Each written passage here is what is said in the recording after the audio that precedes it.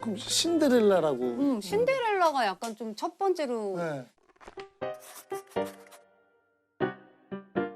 진짜 멋진 왕자님을 딱 거기에 또 만났다는 신데렐라는 거. 계모 언니들에게 구박을 받잖아요. 구박을 받죠. 네.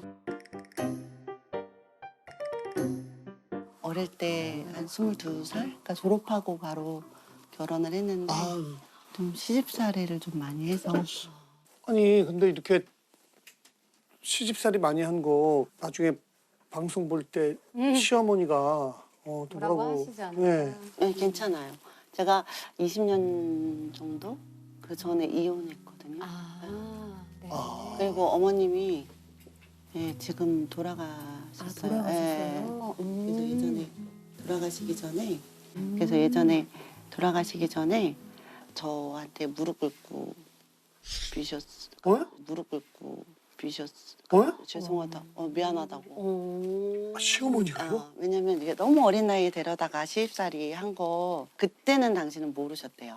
그러니까 이래야 되는 게 당연한 거라고 생각을 해서 그냥 했는데 당연히 그런. 돌아가시기 전에 그걸 좀 느끼셨나 봐. 그래서 저는 뭐 시댁에 대해서 그런 거 없고 어머님한테 대한 뭐 감정 이런 거 없어요. 그래도 그거는 다행이네요. 네. 시집살이 뭐 어느 정도길래? 결혼한 첫 해에 김장 500포기. 와. 김장 500포기. 와. 500포기요? 200포기요? 식당 하셨어요? 딸이 홍진경이에요, 왜 이렇게? 아니, 와. 그걸 하루 만에 다 할 수는 있나요? 아니죠. 한 2, 3일 걸리죠. 그거는. 근데 왜 이렇게 많이? 저희가 식구가 좀 많았거든요. 시아주버님 내외 뭐 그러니까 어머님은 시어머님이셨거든요. 그리고 신우 내외 애들 뭐 한 12식구? 12식구요? 시댁 식구가 네. 12. 그럼 한 집에 12식구 같이 사신 네. 거예요? 야, 한 집에 12식구면은 끼니 애들까지 챙기는 해서 것만 해도 진짜 하루에 한 8개, 9개? 왜냐면 먹는 시간이 일정하지가 바닥이니까. 않으니까. 우와. 먹고 치우고 뒤돌아서면 또 다른 식구, 치우고 돌아서면 또 다른 식구. 너무 힘드셨겠다. 아침 먹고 다 치웠다 그러면 점심. 하루 점심 종일 그 일만 하셔도 예. 진짜 시간이 부족했겠네요. 그러고 나면 저녁. 브레이크 타임이 아예 없는 없죠. 식당 같은 그렇죠, 느낌? 맞아. 예? 그러면은 반찬을 이만큼 했다가 그냥 이렇게 좀 아니요. 아이들. 워낙 까다로우셨어요. 점심에 나온 거 저녁에 나가면 안 되는 거지. 어제 저녁에 먹은 거 아침에 나가면 안 되는 거지. 어머 어떻게 그럼 끼마다 계속 그렇죠. 새로운 그러니까 몇 개는 기본 반찬은 나가더라도 아니면 일부러 막 되게 짜게 그러니까 그래서 맵게 그렇죠. 엄마 진짜 싱겁게 하고 캡사이신 소스 막 이렇게 넣고 그래야 되는데 맛있게 또 하셨구나. 그럼 그 와중에 아기도 키우신 거예요? 그렇죠. 그리고 애 다. 어떡해 진짜. 근데 그것만 한 게 아니라 저희 아주버님이 음식점을 하셨거든요. 그래서 이제 물을 80개를 쓰는 거예요. 이만한 물을. 그래서 그것도 이렇게 어슷 썰어야 돼요. 이렇게 어슷 썰다가 여기가 다 이렇게 물집이 생겨요. 그렇죠. 칼 그 정도 쓰면은. 네, 제 손이 좀 그죠. 원래 습진도 있고 원래 이렇게 부르텄더니 어머님이 이거 무 80개 썰고 손 부르트면 어디다 쓰냐고 그렇게 그런 적이 있었어요. 22, 3살에. 그때 이제 제가 만삭이었거든요. 배도 만삭인데 계속 일주일에 한 번 정도는 했었어요. 진짜.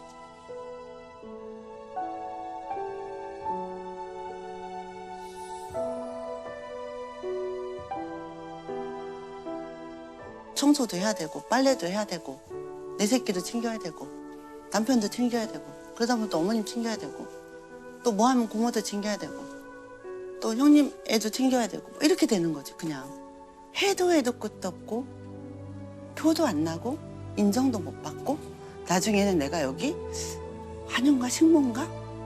뭐 이런 생각까지 저는 없었어요.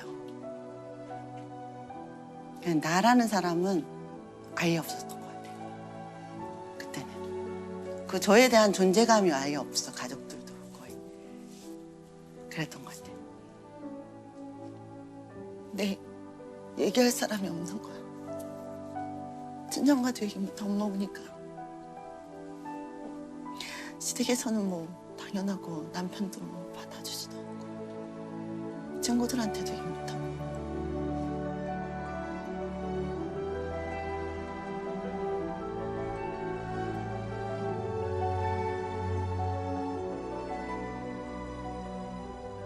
I was done to when I was 12. 예전에는 무용이나 이런 거 그러면 딴따라 뭐 그런 거잖아요. 예, 그래서 저는 무용학원을 아예 그러니까 몰래 다녔어요. 예고 가기 전에 학원 다닐 때는 몰래 다녔어요. 그러면 무용은 중학교 때부터 하신 거예요? 예. 그러니까 어렸을 때부터 그래도 국악 예고 다니고 뭐 한국 무용 전공하고 그러면은 그게 사실 은근히 돈도 꽤 많이 들 텐데 뭔가 뒷바라지는 좀 충분히 잘 해주셨어요. 어릴 때요? 예. 아, 근데 제가 어릴 때는 부모님이 잘 해주셨는데 고3 때 집이 좀 예, 망했어요. 그래서 고3 때 사업은 뭐 예. 완전히 네네. 그래서 대학을 안 간다고 생각을 하고 있다가 방송에서 예전에 KBS 젊은맹진 예. 아시죠? 알죠. 거기 보면 짝꿍 있어요. 짝꿍. 네. 짝꿍이셨어요? 네. 그게 이제 이렇게 자막으로 나오더라고요. 그래서 제 친구한테 우리 대학 가지 말고 저기 가자. 어머, 그래서 시험을 봤는데 붙었어요. 어머. 오. 우리 때 짝꿍이면은 짝꿍. 되게 막 약간 지금으로 치면은 막 백업 댄서처럼 막 뒤에서 같이. 근데 이제 같이 그 프로그램을 이끄는 예, 크루죠, 크루. 크루. 우리들 모여서 네, 노래 불러요. 뭐 그죠? 네. 우리들 한 자리. 짝꿍 출신 유명한 사람들이 너무 많고. 소방차도 있고. 그쵸. 네. 소방차 예전에 김형용. 맞아요. 너무 나이가 저 얘기 안 하고 그 있잖아요. 형들 또 누나들. 그래서 학교 가면 야 짝꿍 나는 거기서 누가 좋더라. 나는 짝꿍에서 누가 좋더라. 진짜로. 그때 인기가 어마어마했거든. 그 전에 사실은 좀 대학을 가볼까라고 생각을 하고 엄마 주변에 아시는 분들 찾아가서 그래서 언니하고 저하고 학비 좀 주면 안 되겠냐고 사정도 해봤던 것 같아요. 근데 집이 망하니까 아예 안 되더라고. 얼마나 간절했으면 또 그런 방법. 제가 막 찾아다니면서 막 부탁을 좀 했죠. 근데 집을 망했다는 얘기를 차마 못하겠더라고요. 그래서 일단은 대학을 안 간다고 얘기를 했는데 이유를 얘기를 못하니까 좀 더 생각해보라 그래서 네 알겠습니다. 그러고 왔다가 우연히 그 TV에서 이제 그 짝꿍 모집하는 거를 본 거예요. 근데 그 순간에 그거 딱 보면서 그냥 문득 아 저거다. 저거면 내가 학교에다가 대학을 안 간다고 얘기할 수 있겠구나.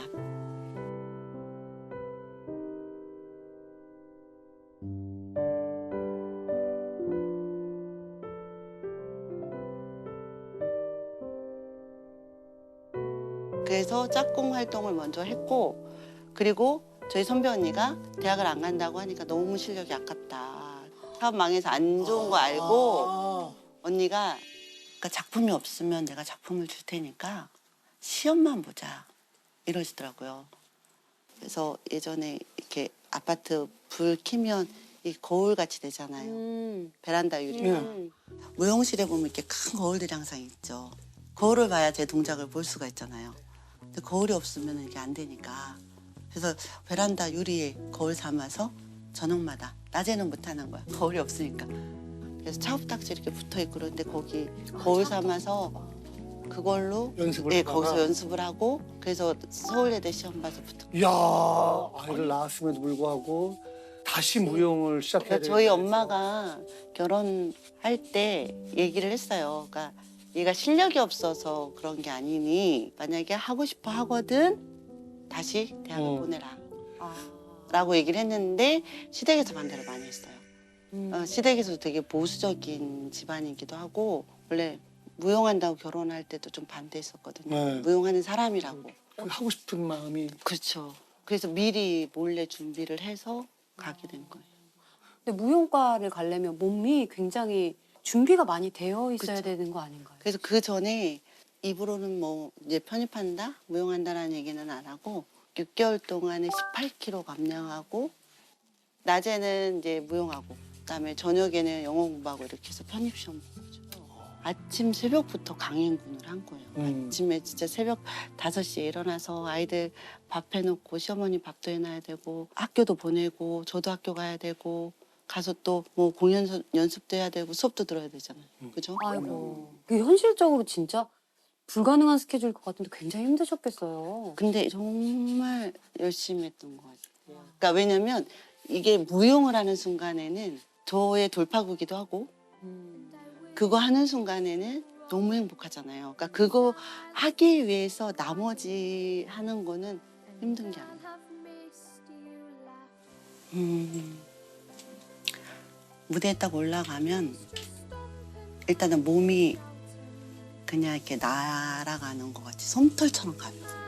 객석도 안 보이고 아무것도 안 보이고 저만 보이고 그리고 그 안에서 내가 뭐를 해도 되겠다라는 그런 그리고 땀 흘리고 딱 찬바람 딱 쐬면 그 나머지 저녁 시간까지 다 일을 할 수 있었어 진짜. 너무 행복했던 것 같아요. But please, Billy, know that I will always be proud to have known you. Proud that you were mine. Proud in every 이게 왜 오지의 마법사? 아 근데 거기 가서 100년 만에 토네이도가 온 거예요. 그 밴쿠버에. 어머. 100년 만에. 네. 어머. 근데 그 토네이도에 저희 집이 반쪽 났어요. 어머머. 어머머. 테레비 우리 왜 오제의 마법사 처음에 시작할 때 막 이렇게 막 토네이도 응. 거죠. 마른 하늘에 이렇게 오는 그 토네이도.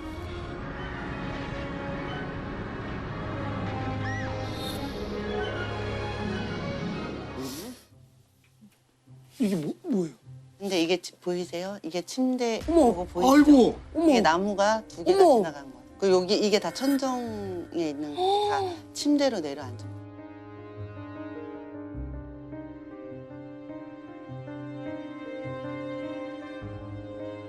어머 웬일이야. 그 여기 새벽에 자고 있으면 죽었겠죠. 아니, 이건 진짜 큰일 날. 어머 근데 어떻게 새벽에 여기 또 피하셨어요? 네, 제가 배가 아파서 깼는데 와. 나와서 그러고 나서 와. 밖에 보니까 막 바람이 불고 뭐 나무가 통으로 그냥 뚝뚝 떨어지고 막 이러더라고요. 천둥 치듯이. 그래서 좀 기분이 이상하다고 TV 틀어서 보고 그랬더니 TV에서 토네이도 이제 그게 나온 거예요. 재난 방송. 근데 140km 토네이도에 바람이 부는데 조심하라고. 너무 무섭잖아요. 그러니까 이제 백야드 그 정원에 보는데 팍팍 꽂혀요.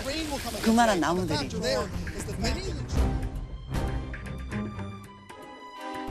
딸내미가 문을 딱 열고 엄마 집이 흔들려 이러더라고요. 그래서 일로 와. 그래서 제가 애들 딱 안았는데 제 방 마스터 베드룸에서 석고보드가 팍 튀어나온 거예요. 그리고 침대 그 위로 나무 2개가 이렇게 뚫고 나간 거죠. 침대 위에 천정이 다 내려앉은 거야. 그 침대에서 있었으면 죽은 거예요. 이제 아침에 저 딱 보니까 저희 집 앞에 이렇게 폴리스 라인 쳐 있고 경찰차, 구급대 차 다 와 있는 거예요. 제가 이제 오너니까 들어간다. 그랬더니 기자가 이렇게 따라오더라고 저를. 봐도 되냐고. 어머. 이때 진짜로 이렇게 카메라가 와. 기자가 왔어요. 오고 이때 당시에 TV에 출연을 하셨던 네. 거죠? 진짜요? 그러니까 저는 상황이 너무 급박하게 돌아가니까 신세한탄하거나 이게 왜 나한테 이런 생각이 없고 그래서 그날 막 여기저기 다 연락하고 집 찾아보고 막 이러다가 저녁에 애들은 친구네다 맡겨놓고 밥은 못 먹겠고 그냥 술 한 잔 먹었으면 좋겠다. 그래서 이제 한국 식당 갔는데 TV에 이렇게 나오는 거예요. 제가 인터뷰하는 게. 그러니까 옆에 있는 분들이 괜찮으세요? 이렇게 물어보는 건데 그때 순간 아 맞다 나 우리 집 무너졌지라는 생각이 그때 들은 거예요. 그래서 얼마나 울었는지 많이 울 때 귀도 막히고 코도 막히고 왜 숨이 안 쉬어지잖아요. 갑자기 네. 그게 확 오셨었구나. 왜 이게 나한테 왔지? 이게 진짜 이거 복권 맞는 확률 정도. 이 감정을 추스릴 수가 없는 거야. 거기다가 제가 혼자서 아이들 내리고 있잖아요. 또 이 큰일을 저 혼자 다 해야 되는 거야. 그것도 외국에서 영어도 안 돼. 내가 무슨 죄를 이렇게 많이 졌나라는 생각까지 해가지고 진짜 원 없이 친구 앞에서 울었던 것 같아요. 그 울고 나니까 그래 다시 한 번 또 해보자. 못할 거 뭐 있어. 피하지 않으면 어차피 즐기면 돼요. 그냥.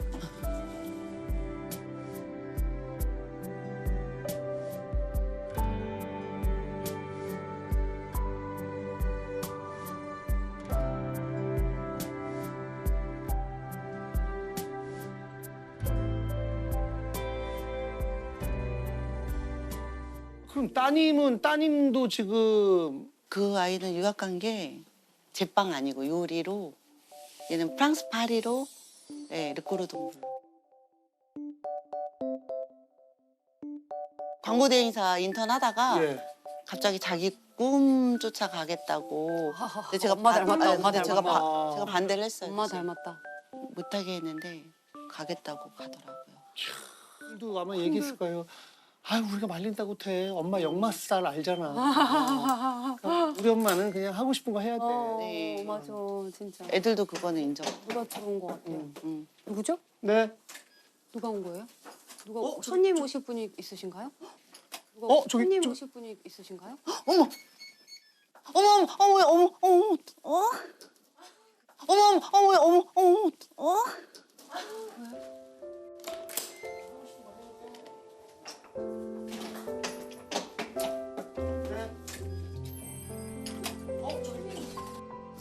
왜? 누가 왔어요? 엄마 알죠?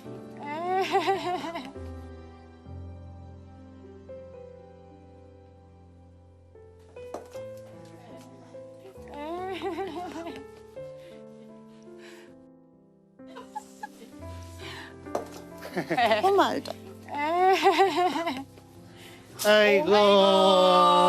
따님 오시니까 어머니 막 우신다. 어서 오세요. 어서 오세요. 엄마가 오는지 모르고 계셨다가 저희가 말씀 안 드렸더니 너무 놀라셔가지고. 오랜만에 뵙는 거죠? 네. 그게 왜 울어?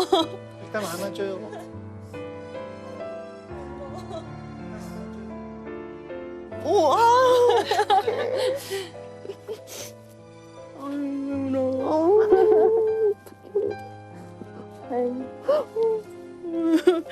아, 소야 어떡하니?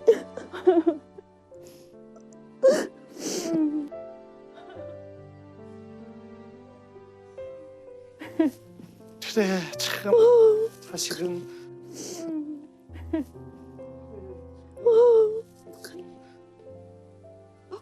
어떻게 왔어 너?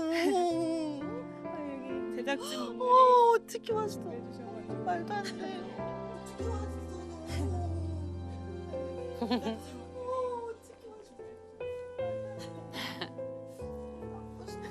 너? 너무 나빴어요. 네. 너무 야 소야 진짜 엄마 어떡하니? 정말 아이고. 저 너무 놀라.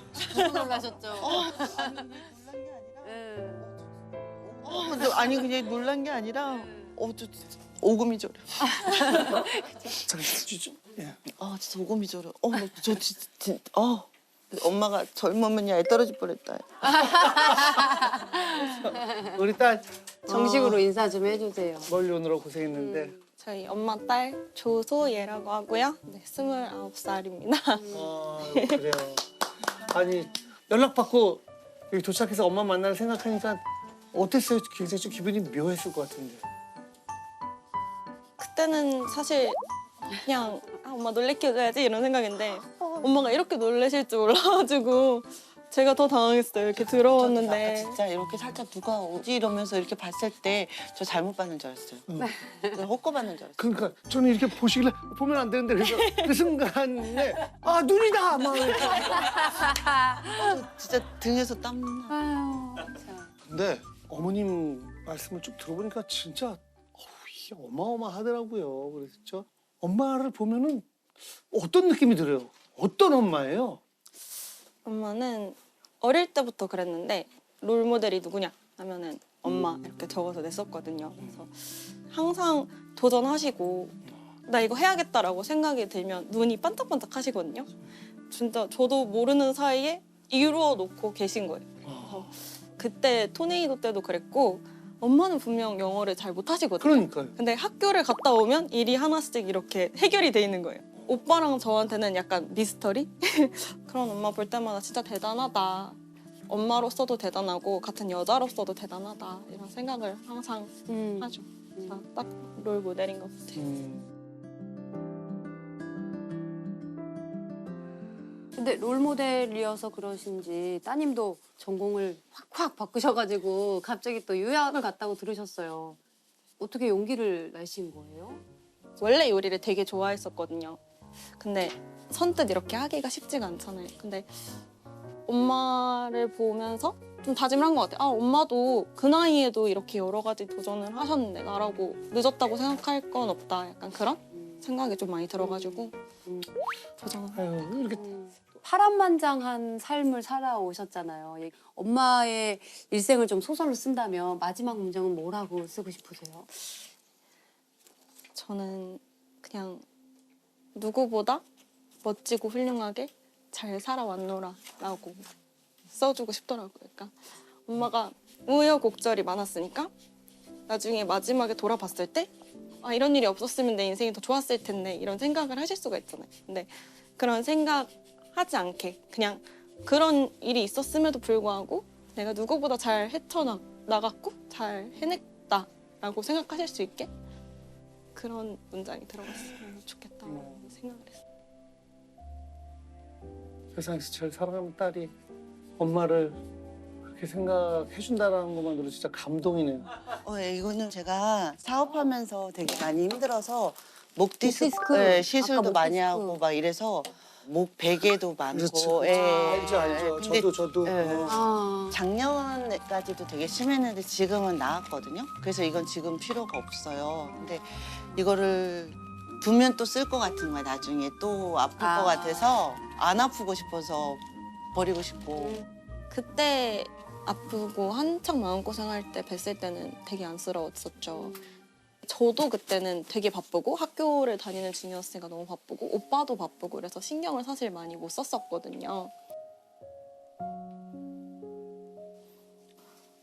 원래는 저한테 되게 롤모델처럼 항상 크고 되게 어떨 땐 막 아빠 같고 되게 엄하고 든든한 엄마였는데 사업하시고 어느 순간 딱 저도 정신 차려서 엄마를 봤는데 너무 작고 나이도 막 든 게 보이고 그런 모습을 발견을 한 거예요. 우리 엄마도 늙는구나.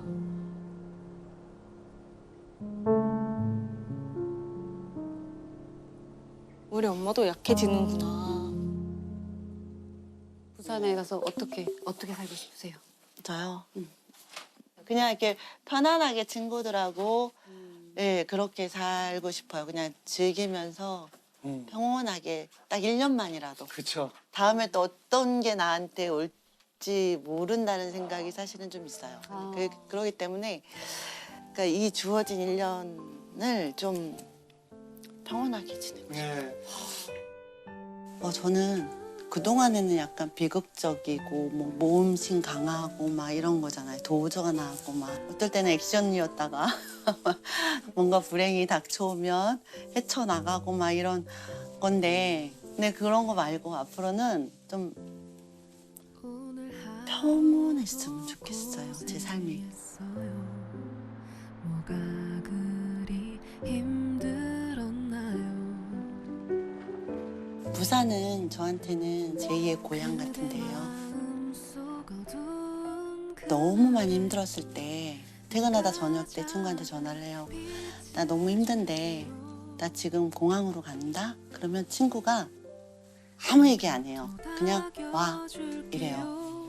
쓰다듬어 줄게요. 그댄 내 품 안에서 깊이 잠들어요. 그대 지친 그냥 받아보고 가만히 있다가 오고. 힘이 될게요. 내게 기대어 잠들어요. 그러면 이 친구가 말을 안 시켜요, 옆에서. 제가 힘든 거 아니까. 그랬던 데였기 때문에 부산은 정말 한번 살아보고 싶다라는 생각을 했었던 데고, 이게 진짜 내가 독립이구나라는 생각이 좀 들어서 그냥 부산에서 1년 정도를 편하게 살아보고, 그리고 나서 내가 어떻게 어디를 갈 건지는 다시 꿈을 꿔봐야 되지 않을까. 푸른 파도 하얀 돛을 접었다 펴던 마음과 기도하던 날들 속에 모자란 점 없이 And I cry every night, die every night 이젠 편히 놓아볼게 Cry every night, die every night 다시 봄을 찾아 남겨진 미련과 영원할 것 같던 기억 아름답게 흔들지 않게 잊어버려 할게 Always on